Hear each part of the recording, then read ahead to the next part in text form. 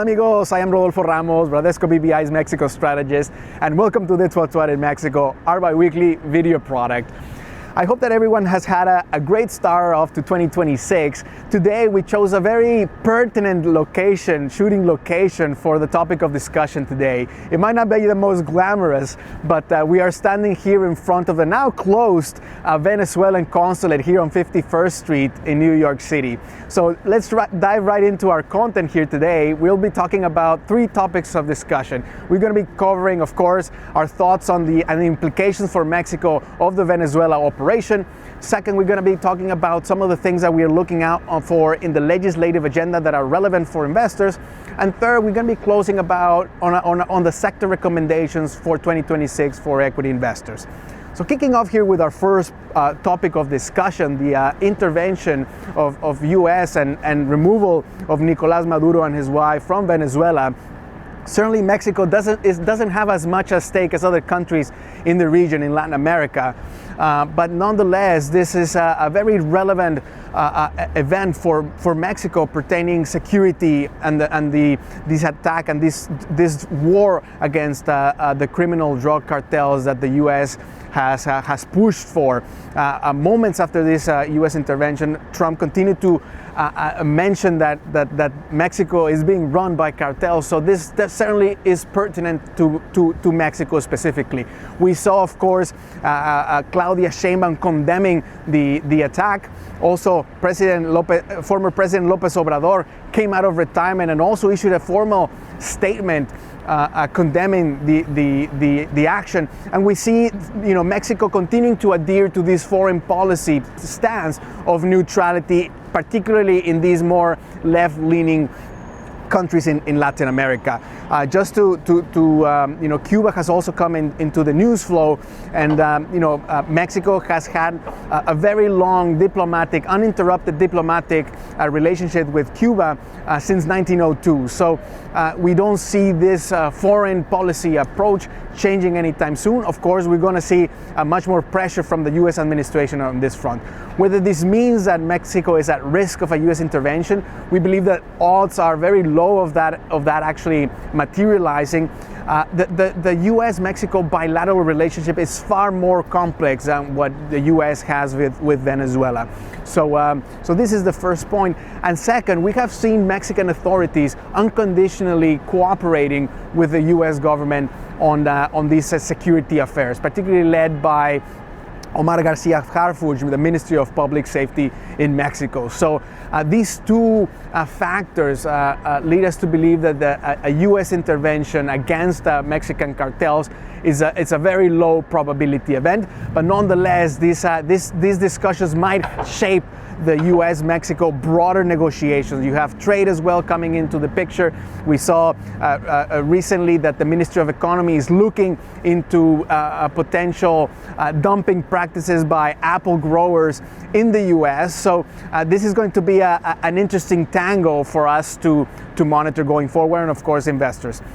The second point here that I wanted to touch on is on the legislative pipeline that Morena has for the next ordinary period in Congress in Mexico. The first one that we would highlight that has a great repercussions for Mexico's institutions more broadly is the Electoral Reform. The good news here is that Sheinbaum has presented some ideas that are more moderate than the ones that AMLO presented in the last year of his administration.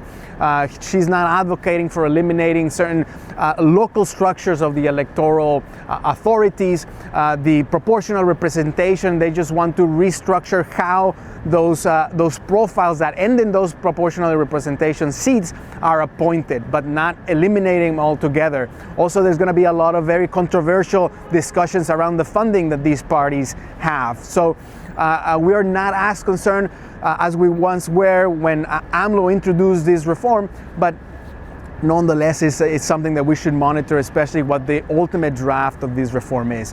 The second reform that we're closely monitoring is the labor one. As you know, they are looking to reduce the work week from 48 to 40 hours. This is something that Mexican corporates will have to cope with. The good news is that It's going to be a gradual implementation until 2030, and it also allows these companies to pay over time, which reduces the impact from going to hire more people at a time where certain areas in Mexico and certain sectors are struggling to find qualified people. So this is also the second reform that we think is very relevant to monitor. And the last one that I think that this is something that we could see a positive shift in this stance from the government towards private investment is in the law for that will govern public-private partnerships. This is something that we think could bode well for infrastructure plays, depending on the ultimate version of it. But I think that just giving more clarity and a clear set of rules for the engagement of private companies along with these public projects is going to be very beneficial for the country, and of course create more opportunity, a greater opportunity set for investors. Here to close here on our what's what, the third point of discussion on sector positioning, I will leave links to our reports outlining the outlook for 2026, but we think that we see opportunities in three main sectors. The first one is consumer staples. We saw how already Sheinbaum approved a 13% increase on minimum wage.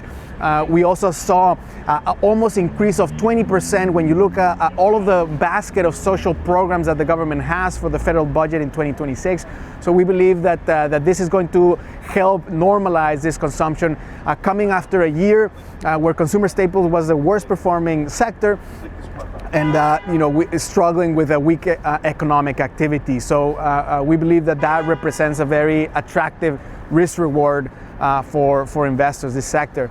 The second is nearshoring. We have maintained a very positive and constructive view on these ongoing negotiations between U.S. and Mexico on the trade front, and we do believe that nearshoring, once we address these tariffs and the USMCA review, will come with full force back into the game. And finally here, the other sector that we like is infrastructure. As I mentioned, we have seen a greater push from the government to foster private investment vis-a-vis the AMLO administration. I think there's still a little bit on the execution that needs to happen, but nonetheless the conditions are far better. And infrastructure is an area that we also think that has great promises for under the Sheinbaum administration. So these were the three topics here that we wanted to touch on. We'll leave the links to our reports for you to get more detail. But until the next time, amigos, take care and have a great start of the year. Ciao, ciao.